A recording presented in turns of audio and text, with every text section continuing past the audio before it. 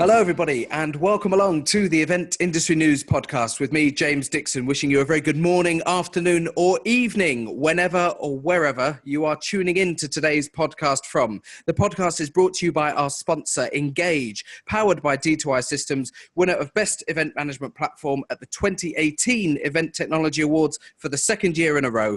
To learn how Engage can make your business more profitable, visit d2isystems.com/engage. A very warm welcome to all of our podcast followers to today's show and to the first recording of 2019. This is the first episode that we're recording in the new year. So whenever you're tuning into this from, a belated Happy New Year to all of our followers from the team at Event Industry News. And on today's show, I'm delighted that we kick off with a nice big name to launch 2019. Joining the show today is Brian Ludwig. Brian is the Senior Vice President of Sales from Cvent, a company that I'm sure the vast majority of our podcast followers will be familiar with. Brian, thank you very much for joining the podcast today. Thank you, James. Happy to be here. Now, your career is long and distinguished with Cvent. You joined them in 2000, shortly after the company was founded, initially as one of the top contributing sales reps, rose through the ranks over the years, Senior Vice President of Sales, and as I understand it, you're now overseeing Cvent's worldwide sales of the flagship Event Management Solutions division. Tell us a little bit about some of those early days, looking back at Cvent in the early 2000s. And what it was as a fledgling tech startup. Yeah, it was a crazy time. I joined the company when we had about 30, 40 people. We hadn't figured out really what our product was, how to go to market, the territories and our methodology to convey our value proposition into the marketplace. We were figuring it all out. We grew pretty quickly after I started, up to about 125 people. But then the dot-com bubble busted, and we just had a couple $1 million in revenue, and we had to downsize significantly from 125 people down to 70. We had another round of layoffs down to 40. Then there was natural attrition because it wasn't a very fun place to work at that time because of all the challenges. We ended up getting down to about 24 people in late 2002. And we really almost lost the company. But then we buckled down and we rolled up our sleeves and figured out a way, and slowly 24 became 30, 35, 40.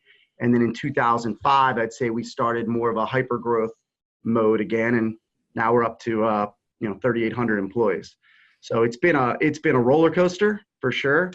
But in the end, what doesn't kill you makes you stronger. I think we learned a lot of really valuable lessons early on around, what do you need to do to bring on customers, to give them a product that solves a problem, and then to give them exceptional service so they stay with you. So I think a lot of growing pains have led to the path we've taken. Sure. And it's long been said that people learn from their mistakes. You only get better by making mistakes, learning from those, and then moving forward. And you're on the podcast today to talk about some of the future trends and the future opportunities in the event technology industry from your perspective as a company that have been around for 19 years now. And just referencing the point that you made there, where in sort of 2005, 2006, having had those sort of tough few years, you've then experienced a period of hypergrowth. When we look then at you guys being in a position to look at what may happen in future, presumably back then you were able to confidently look at the marketplace, look at the product offering that you were able to bring to market and say, look, this is the right time to expand because we really are confident that there's a future market for this. Yeah, I think you're spot on. We were a one-trick pony in the old days. We really handled the event website, marketing of an event, and registration. So most people think about Cvent as an event registration company. As time evolved and we saw a need in the marketplace for a broader solution, we added on strategic meetings management and budget management.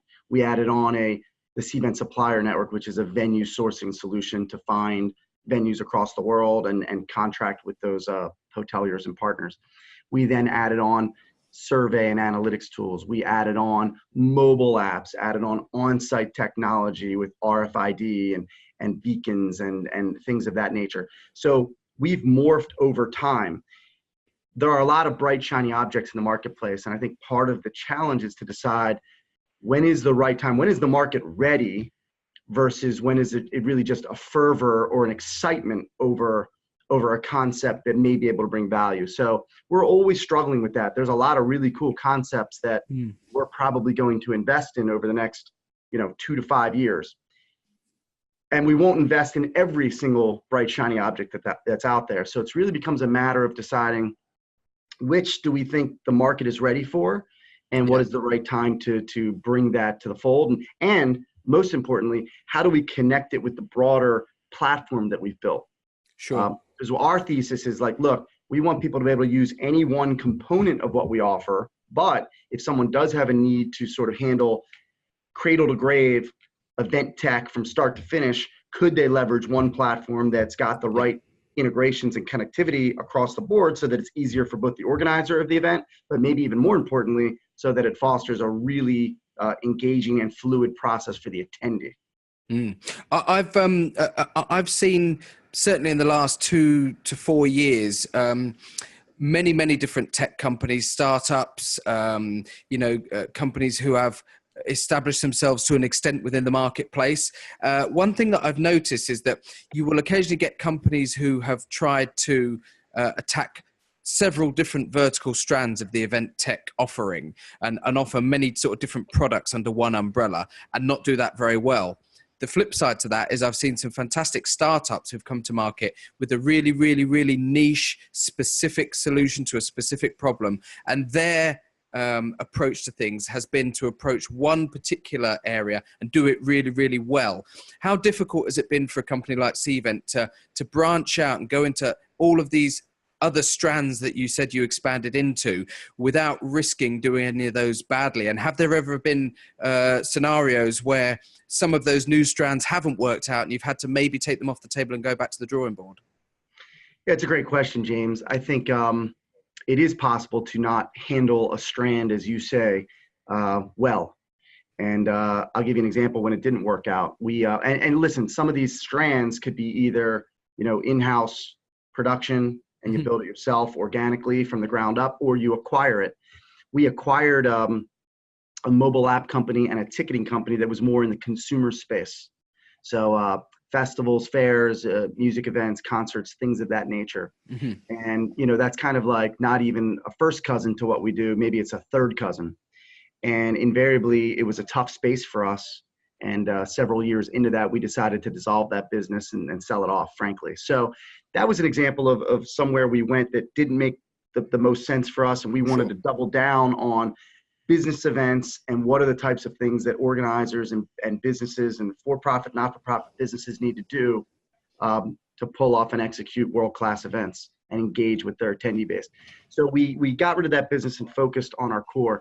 And that focus was both organically built up and acquired. And I think you're right. You can do it wrong, but we've got about 1,100 people in our tech team. So we have full pockets of 80 people over here and 200 people over there and 75 people over there that are working on very specific solutions that, again, work cohesively in the broader ecosystem, but also work on their own. And that tech team is generally bigger than what any distinct single strand company can deploy against it. So I think we have the bright people, and we put enough muscle and enough energy and thought and commitment to that product line, but at the same time thinking about how is it going to work with the rest of the system, which we think is super important, especially in a GDPR world. Exporting data from system one or bringing it into system number two, and then there's flat files of data sitting somewhere in between.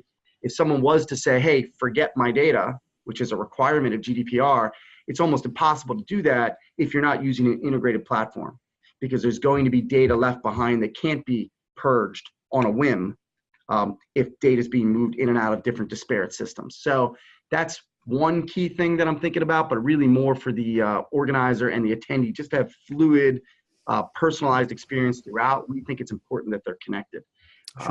But you're right.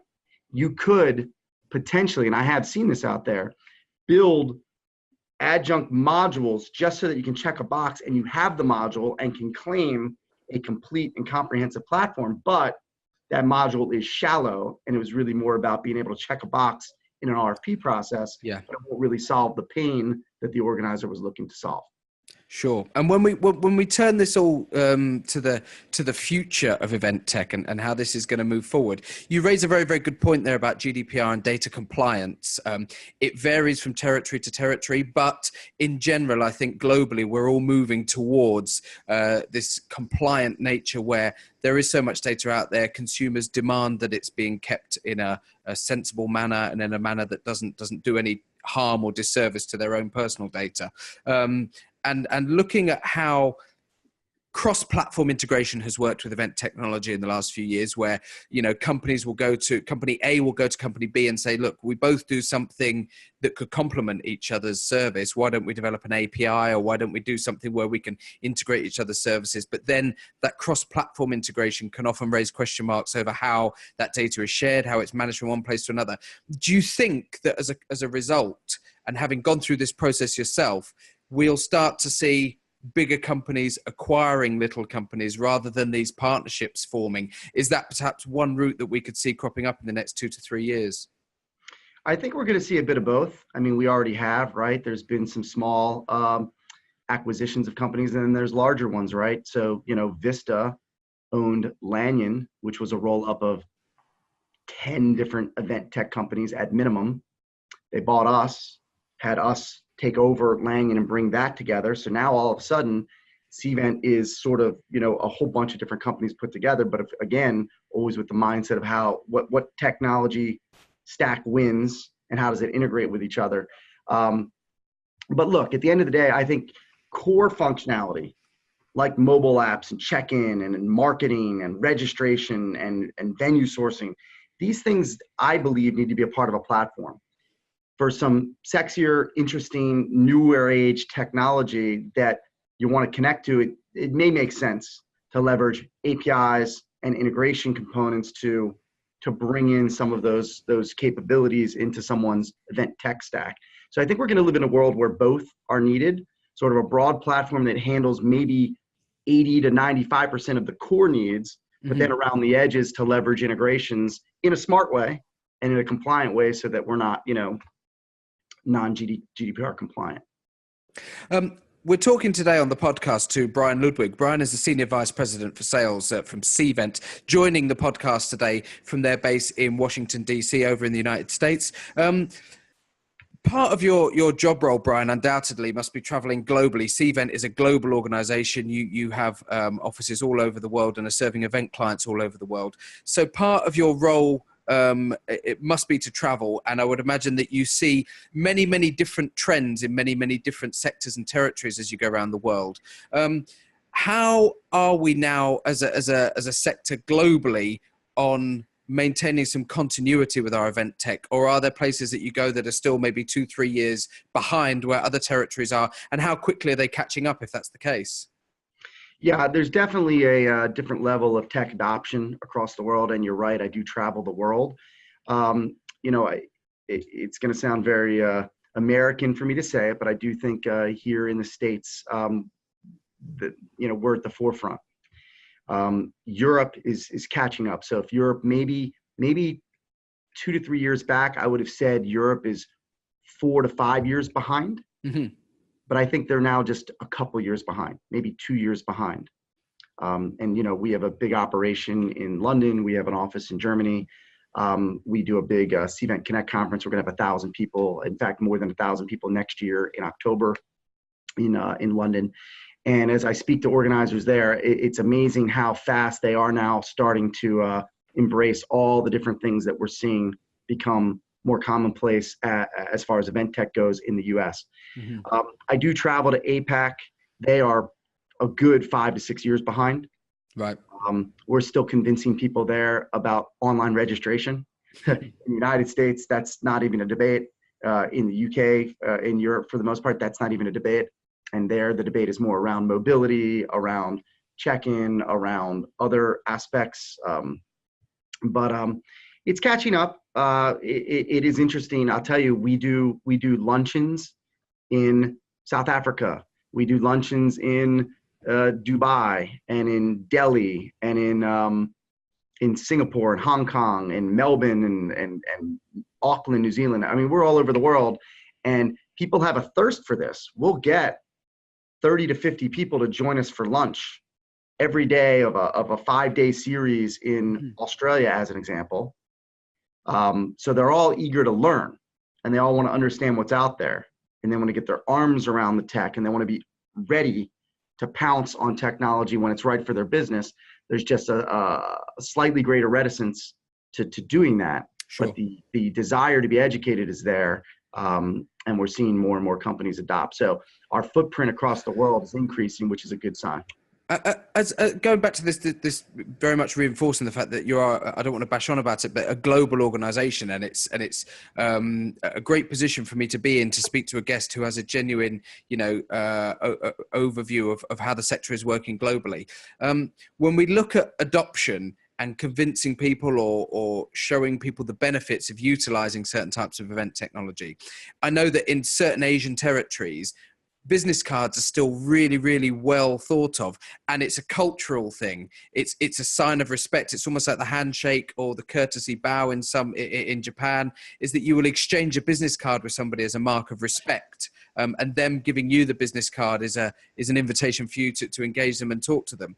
When you have those sort of cultural protocols that you have to accept as well, how difficult is it then to make sure that you're not offending people or trying to upset long-term cultural protocols when trying to convince them to adopt these new technological approaches?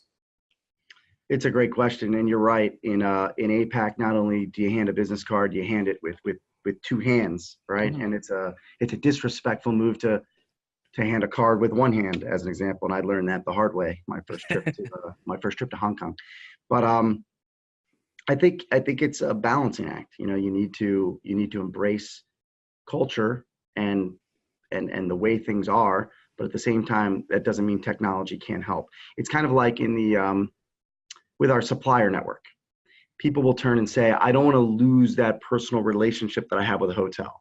So if I send a digital RFP to a hotelier for them to respond to me, we're going to lose that business relationship side of it. And we're not suggesting that at all. Mm-hmm. We're saying, hey, the RFP will help you get your requirements of your meeting to that hotelier so they can review it and respond to it. But there's nothing stopping, and we would like to facilitate conversations and dialogue and that relationship between both sides. Or even our lead capture technology. We've built in, because we understand that European and APAC markets are still going to be very business card centric. We've built in business card scanning as a part of the lead capture process. So I could get a business card, have that conversation at a booth or a sponsorship area of an event, just like I would. However, when they walk away, great, I can scan the card. Mm-hmm. It will transcribe the name, title, location, phone number, etc. And then one can take all the notes so that it will still flow back into a CRM or a marketing automation system, so that business can have fast follow-up with those leads. So that's what I would call kind of marrying the existing process of using a business card, but still leveraging tech so that we're not scribbling on the back of the card and then going back to the office with physical cards and then hoping that they will magically show up in the hands of sales or marketing for fast follow-up, because that we know fails. It does. Let's leverage a business card, but tech on the back side of that so that there can be fast follow-up and sponsors can realize the ROI of attending that event in the first place. Absolutely. And I think just to sort of go back and reference something from many years ago, I remember clearing out my desk when I left a company probably 10 years ago, and having been to a number of trade shows and events, I remember opening the bottom drawer of a desk and just finding boxes of business cards that I've accumulated over the years, and it's very rare now, certainly in the UK, that I get given a business card or that I hand a business card out. If somebody wants my contact details, I go straight on my phone and I share my digital contact straight to their number, and they have all of my information, and then there's no paper being exchanged. That person's got the contact details. From a data point of view, we know that if you can get registrations digitally, that allows you to follow up quickly. That's why people have scanning systems and capture systems on their stands nowadays. But it was interesting, and I was keen to ask that particular question about how you cope with different territories, because it's important that you are adapting the base product that you guys have and making sure that it stays relevant and that you're working within the particular protocols of any given territory. Yeah. That's spot on, and that's just one example. But there's so many nuances to different markets. Of course, there's language requirements. So we have 18 languages on the back end for planners to use, maybe 25 on the attendee side. But that's the simple stuff. There's nuances like the way taxes are handled, inclusive or exclusive. Mm-hmm. The way hotel reservations are booked in the U.S. versus Europe versus APAC. There's all sorts of nuances, and it's difficult, but with having feet on the ground in different markets and getting a larger, more substantial customer base in each of those markets, we're hearing them loud and clear, and we have mechanisms, a customer listening system for them to give us this feedback, and we're continuing to evolve. It's not perfect, but we're proud of the way that we've sort of evolved and can deliver distinct capabilities for each marketplace. Sure. On the subject of connectivity, this will be something that plays a huge part in your own operations. I'm starting to see every week there's a new story or rumblings of new 5G technology and the mobile networks in the UK and Europe, and companies being able to bid for some of these new 5G networks when they eventually come into play. Given the size of your operation and given its reliance on connectivity and the mobile app side of things and websites, are you having to sort of keep a very, very close eye on developing networking technologies and internet technologies and mobile connectivity technologies to make sure that your own systems are compatible? Because sometimes you might need to be working, 2, 3, 4, 5 years in advance of when these technologies are coming out. Yeah, good question. Regarding 5G, we're very excited about it. Most people are saying it's going to be 10 to 20 times faster. But literally think about that, 10 to 25 times faster than 4G. The need to pay an inordinate amount of money to venues to have internet connectivity will one day be gone. And obviously organizers will celebrate. They'll probably figure out another way. They'll probably figure out another way to get that revenue back. But they'll just lock the toilets and charge you $2 million to use them. Right. That's right. Or triple the cost of coffee. But in any case, we don't need to change the way our tools work to take advantage of 5G. We're excited about it because today we build native apps on Android and iOS for attendees and sponsors and exhibitors and speakers to collaborate with each other. And building that in a native environment, we have found is the best way to do it. But it's expensive because we build for native, we build iOS and Android, and we build a web-based version. As internet gets better, and as HTML5 gets better, maybe there won't be a need for us to develop the same app 3 different ways, which makes it 3 times as expensive for us. And it sidles us down with all of this tech debt, if you will, and we're not able to move as fast with innovation because we always have to develop the same thing 3 times. So I think with internet becoming faster and with HTML5 getting better, there may be a day where the native concept goes away, and app stores having millions and millions of apps goes away, and maybe everyone relies on the web and the fast internet to create that great engaging experience that everyone needs. Today, we're still going to invest in native apps, both for check-in, both for lead capture, and for an attendee experience. We have lots of different types of apps that are native, but one day that may change. And I think 5G is going to be a big part of the reason. Sure. And the way I know you mentioned talking about an engaging experience, and that's a really sort of key word that always jumps out at me when we talk about engagement and engaging experiences at events. When mobile apps first reared themselves to the event market, and event organizers start saying, oh, great, we can have an app, which was in the early days fundamentally just their website in an app, it wasn't really offering anything different. We're now seeing apps really play a huge part in the engagement process, aren't we, with events? You go to a convention, you sit in a conference session or a keynote session, you can follow the questions being posed through the app to that speaker. You can interact and see your question coming up on a screen. You can follow their PowerPoint presentation via your own phone if you can't see the main screen that it's being delivered on. There's all sorts of ways that we can integrate what's being delivered to us from a speaker and how we're engaging with that on our own devices now. And I'm just keen to know how much of a focus that plays for Cvent in terms of developing all of its offerings to make sure that engagement side of things and what the customer experience is and what their audiences experience continually stay at the forefront. Yeah, it's a fantastic question, and we care about it deeply. To answer the question, we look at a mobile app as solving I think it solves the two main reasons people go to an event, right? People go to an event because they either one, want education and content, or two, they want an engaging experience. They want to network, they want to meet other people, they want to collaborate. So it's kind of that innate human desire to connect with people and that desire to learn. And we think a mobile app needs to do both. And what you often see is a mobile app that's either really great on content. So it'll have a schedule, it'll have floor maps, it'll have a sponsor list, it'll have an exhibitor list, great. And then you might see some other apps that might have really interesting and cool engagement tools like Q&A and polling and surveying and an activity feed and all of those things that you were mentioning. And games. We desire and endeavor to build an app that marries both of those because you really do need both to pull it off. Today, there's really cool stuff like polls, like games that are based on activities that people are doing and scanning of QR codes and where they are. You can leverage RFID and beacons and all sorts of things to award points and get people engaged with each other. We think there's an opportunity in the future. There's going to be even more engagement. Chat bots are getting a lot of notoriety. That's certainly not commonplace inside of an event app today.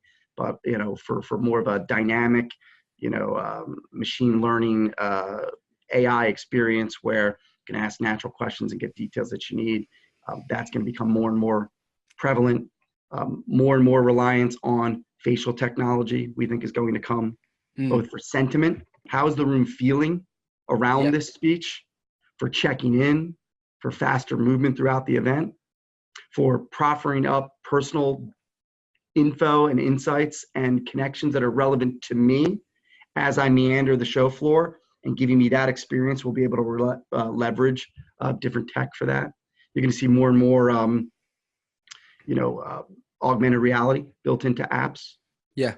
As I stand on a show floor and sort of hover my phone or Google Glasses over an exhibit area or a speaking session, I get relevant information and maps and details around speakers and relevancy to me that will show up in an AR view above the real world. Sure. So there's all sorts of ways engagement is going to change. I think we're in a good spot today, and I think we're seeing more and more people embrace tools that foster engagement within an app or within event tech in general.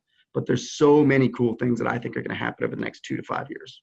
And of course, just going back to what you mentioned about things like HTML5, as that develops, it may allow you to design one app that then is relevant to Android and iOS and web-based platforms. But of course, as well as this technology develops and as the programming improves and becomes easier, we are rapidly moving away from what we first saw with apps, which was this very static nature of them. That was the content on there, and it wasn't going to change even in the duration of a 2 or 3 day show just because the programming was so difficult. We're now really at a stage where they are completely interactive, movable feasts of content where they can be programmed to adapt themselves, to push notifications, to do all sorts of wonderful things as the show is happening and even as sessions are being delivered. And that's also the beauty about the development of the programming side of things, isn't it? Is that we can get away from this static nature of them.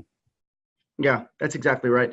And I think, engagement tools are becoming more and more common, but I'll tell you what's not common. Having the app content and what's available inside of the app and what's featured be different before versus during versus after an event. Mm-hmm. So sure, there might be activity feeds and ways for people to collaborate. But what we're thinking about here at Cvent, and we have a tool named Crowd Compass as our mobile app.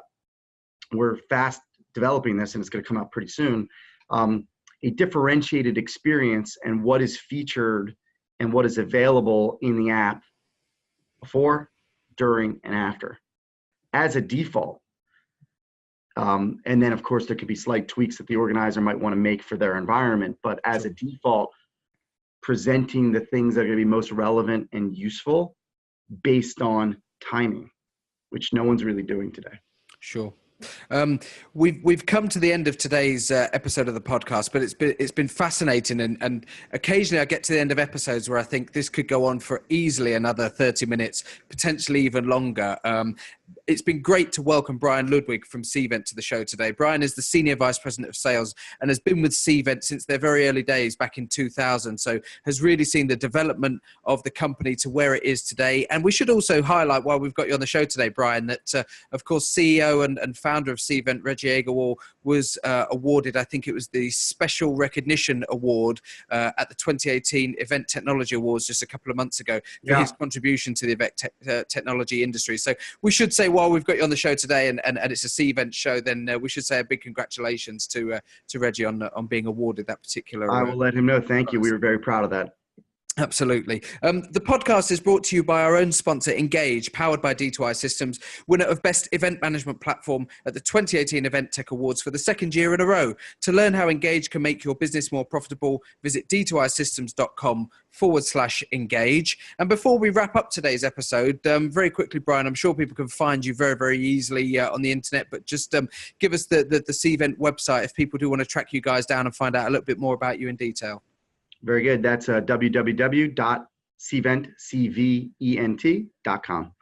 Perfect. Thanks very much for joining us on the show today, Brian. My name's James Dickson, and we'll see you all on the next edition of the Event Industry News podcast. Thanks very much, and goodbye to you. Thank you, James.